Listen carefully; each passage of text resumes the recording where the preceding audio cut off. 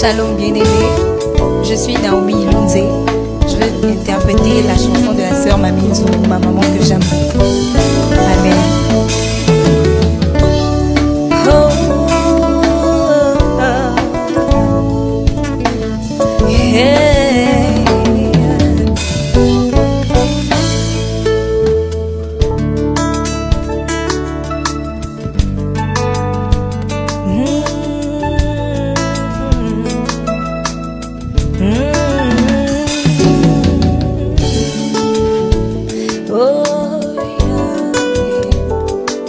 Papa,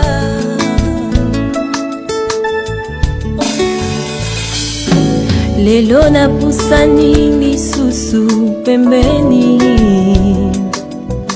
ya bonzambe na yo Yesu Masia. Yondo pesa ngai oyo ya motuya, bomoi na Yesu kati na nga. Ngayo yo soki yo te nena kokaki kobika te etike ya papa ozuwa ngai nakoma ya yo ozanzambe ya banzabe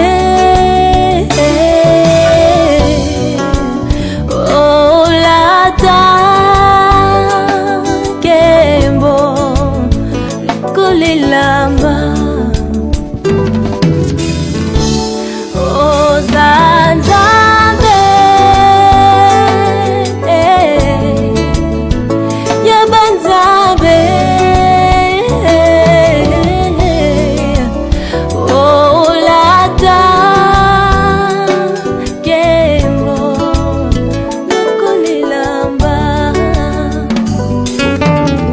Que mon Dieu vous bénisse.